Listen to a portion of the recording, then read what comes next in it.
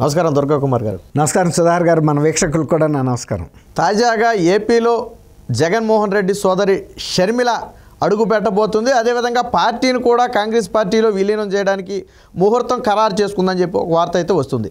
నిజంగా మరి షర్మిల ఏపీ వస్తే పరిణామాలు ఎలా ఉంటాయి అంటారు, రాజకీయ పరిణామాలు? ఇది సుధాకర్ గారు, చెరపకురా చెడిదవు అనే ఒక సామెత ఉంది చూసారా? ఆ సామెత గుర్తొస్తూ ఉంది. ఇప్పుడు జగన్మోహన్ రెడ్డి గారు ఎంతమందిని ఎట్లా చెడగొట్టాలని, ఎంతమందిని ఎలా హింసించాలని, ఎంతమందిని ఎలా పతనం చేయాలని అనుకున్నాడు. అన్ని వైపుల నుంచి కూడా ఆయన మీద అదే రకమైన దాడులు ఒక్కసారిగా మొదలైనవి. గత సెప్టెంబర్ 9వ తారీఖున ఆయన ఎట్లా చంద్రబాబు నాయుడు గారు అరెస్ట్కి ప్లాన్ చేశాడు.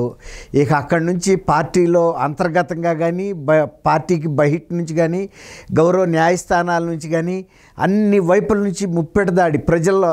మీ పిల్లలు ఇంటర్మీడియట్ మరియు ఎంసెట్ చదువుతూ సబ్జెక్ట్స్లో కన్ఫ్యూజ్ అవుతున్నారా? కాన్ఫిడెన్స్ లెవెల్ తక్కువగా ఉందా?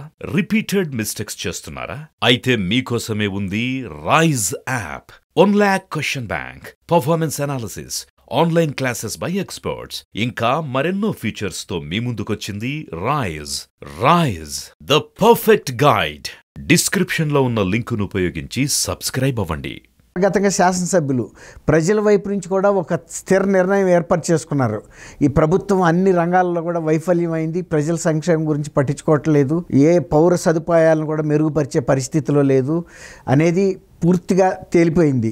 దీనికి తోడు షర్మిల గారు రేపు కనుక రంగంలోకి వస్తే, ఇవాళ రేపు ఆమె ఢిల్లీ వెళ్తున్నారండి. ఖార్గే గారు, రాహుల్ గాంధీ, సోనియా గాంధీ సమక్షంలో ఆమె పార్టీని లాంఛనంగా విలీనం చేయటమే. ఇప్పటికే గత తెలంగాణ ఎలక్షన్ అప్పుడే ఆమె వెళ్ళిపోయి అక్కడ ప్రకటన చేశారు, మంత్రాలు కూడా జరిపారు, ఒక నిర్ణయానికి వచ్చారు. అయిన తర్వాత ఇక్కడ బేషరతుగా తెలంగాణ ఎలక్షన్లో ఆమె సపోర్ట్ కూడా చేసింది. ఇంకోటి ఏంటంటే, ఆమె వాళ్ళ తండ్రి గారికి ఉన్న చిరకాల వాంఛ, ఆయన అది తీరకుండానే చనిపోయారు కదా, రాహుల్ గాంధీని ప్రధానిగా చూడాలనేది పదే పదే రాజశేఖర రెడ్డి గారి నోటి అంటూ వచ్చిన మాట. జగన్మోహన్ రెడ్డి కూడా చెప్పాడు దాన్ని. అయితే ఇప్పుడు ఆమె ఆ కార్యక్రమం పట్టుకుని తెలంగాణలో మొన్న బేషరతుగా ఇక్కడ మద్దతు ఇవ్వటం ద్వారా కాంగ్రెస్ కొంత సహాయపడింది. తర్వాత రెండోది, ఇప్పుడు ఆంధ్రప్రదేశ్లో కూడా ఆమె బహిరంగంగా కాంగ్రెస్ తరఫున మేజర్ పాత్ర పోషించబోతున్నారని, ప్రధాన పాత్ర పోషించబోతున్నారు. అది పిసిసి ప్రెసిడెంట్ అయినా కావచ్చు, లేకపోతే ఏఐసిసిలో జనరల్ సెక్రటరీ కానీ అలాంటి పదవి ఇచ్చి ఇన్ఛార్జిగా ఆంధ్రప్రదేశ్కి ఇస్తారు. ఏదున్నా ఆమె ప్రధాన పాత్ర అయితే జగన్మోహన్ రెడ్డికి ఫేస్ టు ఫేస్ చేసే పరిస్థితి ఉందండి. ఇప్పుడు అదొక్కటే. ఏఐసిసి జేయింగ్ కూడా ఏఐసిసిని ఎలా అయితే దెబ్బ కొట్టాడో జగన్మోహన్ రెడ్డి గారు, ఇప్పుడు జగన్మోహన్ రెడ్డి గారిని కూడా అదే దెబ్బ కొట్టాలనేది వాళ్ళు నిర్ణయించుకున్నారు. అది ఈ ఎలక్షన్లోనే ఓడించాలనేది. ఇప్పుడు జగన్మోహన్ రెడ్డి గారికి ఎప్పుడు వెన్నుపోసి విరిగిపోయిందంటే, తెలంగాణ ఎన్నికల్లో ఎప్పుడైతే బీఆర్ఎస్ ఓడిపోయిందో ఆ రోజే ఆయన కూడా ముహూర్తం నిర్ణయం చేసుకున్నాడు. ఇక నా పరిస్థితి కూడా ఇదే అనేది ఆయనే తెలుసుకున్నాడు. అప్పటికే ఒక స్థిర నిర్ణయానికి వచ్చారు. తెలంగాణ మార్పు జరిగిన తర్వాత ఇక ఎట్టి పరిస్థితుల్లో ఆంధ్రప్రదేశ్లో మార్పు జరగకుండా ఉండదనేది ఎమ్మెల్యేలకు కూడా అర్థమైంది, మినిస్టర్లకు కూడా అర్థమైపోయింది. అది జగన్మోహన్ రెడ్డి గారికి అర్థమయ్యే చాలా మార్పులు చేయడానికి ప్రయత్నిస్తున్నాడు. ఇప్పుడు ఎంత ఆదుర్దాతో చేసే పనులే కానీ ఏమి ఆదుకునే పనులు కాదండి అవి. ఇప్పుడు రేపు షర్మిల గారు బహుశా 4వ తారీఖున ఖార్గే గారిని కలుస్తుందండి. కలిసిన తర్వాత అక్కడి నుంచే ఆమె ప్రకటన చేయొచ్చు, సంయుక్త ప్రకటన వస్తుందండి.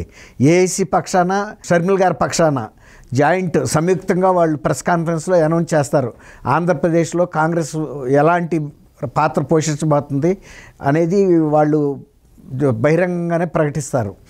ఇప్పుడు జరిగేది ఏంటంటే, ఆమె రేపు ఇవాళ బహుశా ఇడుపులపై వెళ్తున్నారండి. ఇడుపులపై వెళ్ళి వాళ్ళ అబ్బాయి వివాహ పత్రిక రాజశేఖర రెడ్డి గారి సమాధి మీద ఉంచి ప్రార్థన చేసి ఆయన ఆశీస్సులు తీసుకుని ఆమె ఒక స్పెషల్ ఫ్లైట్లో ఒక 40 మంది ముఖ్యమైన పార్టీ కార్యకర్తలను తీసుకుని, ఆమె అనుచరుల్ని తీసుకుని ఢిల్లీ వెళ్తుంది అంటున్నారు. ఢిల్లీలో ఇది అవ్వగానే ఆమె బహుశా డైరెక్ట్గా విజయవాడకే రావచ్చు నేను అనుకోవటం. విజయవాడలోనే దిగుతుంది. విజయవాడలో దిగి తను ఏంటనేది ప్రూవ్ చేసుకుంటుంది. అసలు ఇంకోటి సుధాకర్ గారు, ఇప్పుడు వైఎస్ఆర్సీపీ పార్టీ అనేది, అసలు వైఎస్ఆర్సీపీకి సొంత కార్యకర్తలు ఎవరు లేరు. ఆ రోజున ఒక వ్యాక్యూమ్ అనేది వచ్చింది ఒక కాంగ్రెస్ పార్టీ రాష్ట్ర విభజన తర్వాత అసలు అక్కడ లేకుండా పోయింది ఆంధ్రప్రదేశ్లో. దాంతో ఈ కార్యకర్తలు రాజశేఖర రెడ్డి గారు వ్యక్తిగత అభిమానులు కానీ, తర్వాత కాంగ్రెస్ పార్టీ అభిమానులు కానీ, కార్యకర్తలు కానీ వాళ్ళు ఏ పార్టీలో చేరాలో తెలియక వాళ్ళంతా కూడా వైఎస్ఆర్సీపీని సొంతం చేసుకున్నారు, ఇదే మన పార్టీ అని. కానీ ఇప్పుడు షర్మిల గారు కనుక రంగంలోకి వస్తే, కిందసారి కూడా షర్మిల గారు, విజయం గారు చాలా కీలక పాత్ర వహించారు. ఈయన్ని పీఠం మీద కూర్చోబెట్టాలి, ముఖ్యమంత్రి పీఠం మీద అని. ఈమె చాలా సుదీర్ఘ పాదయాత్ర చేశారు. విజయం గారేమో ఎట్టి పరిస్థితుల్లోనూ జగన్ బాబుని మీరు ఆశీర్వదించాలి, మీ బిడ్డ అనుకోండి, నేను మీకు మీ చేతుల్లో పెడుతున్నాను, అతని భవిష్యత్తు మీ చేతుల్లో ఉంది, రాజన్న ప్రభుత్వం ఏర్పాటు చేయాలంటే జగన్మోహన్ రెడ్డి గారే ఒక్కడే చేయగలడు అని అన్ని రకాల వాళ్ళకుండా పరపతిని మొత్తం ఉపయోగించారండి.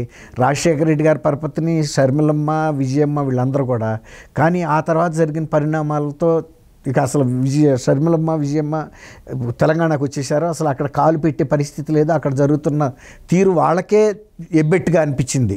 అంత ప్రజా వ్యతిరేక పరిపాలన, ఈ అన్ని వర్గాల ప్రజల మీద దాడులు, పోలీసులతో దాష్టికం చేయించడం. అంటే ఇప్పుడు విజయమ్మ గారి పరిస్థితి ఏంటంటారు? నిన్నటి వరకు అంటే సరే ఒకళ్ళు ఆంధ్ర ఒకళ్ళు తెలంగాణ కాబట్టి ఒకసారి అందే ఆంధ్రాతో ఇప్పుడు మనకేంటి పని అని.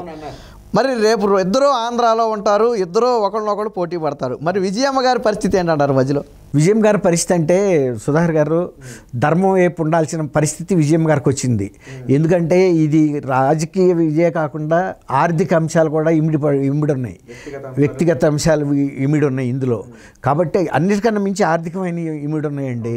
అది అసలు ఆయన మగపిల్లాడిగా తన దగ్గర ఉన్న ఆస్తుల్ని వాళ్ళ ముగ్గురు కూర్చుని మాట్లాడుకుని సెటిల్ చేసుకోవాల్సిన అంశాలు కూడా ఆయన అవకాశం ఇవ్వలేదు. తర్వాత ఏ విధమైనటువంటి వెసులుబాటు కూడా వీళ్ళకి ఆర్థికంగా కలగలేదండి. తర్వాత రాజకీయంగా ఆయనకి జగన్మోహన్ రెడ్డి గారు కనుక పదవిలోకి వస్తే నాకు చాలు, నా గురించి, నా రాజకీయ భవిష్యత్తు, నా వ్యక్తిగత భవిష్యత్తు గురించి శ్రద్ధ తీసుకుంటాడని షర్మిల గారు 100% నమ్మారండి. నమ్మబట్టే ఆమె అంత మనస్ఫూర్తిగా ఆయనకి సహకరించి ఆయన్ని ముఖ్యమంత్రి పీఠం మీద కూర్చోబెట్టాడు. అంత తర్వాత షర్మిల గారి వైపు ఆయన చూసిన పాపాన్ని పోలేదు.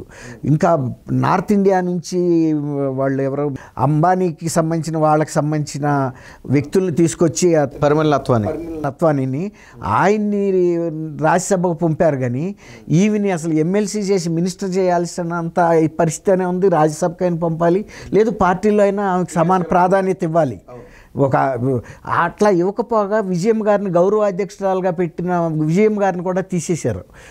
ఆమె ఎంత మానసిక క్షోభ అనిపించిందో అందరూ చూశారు.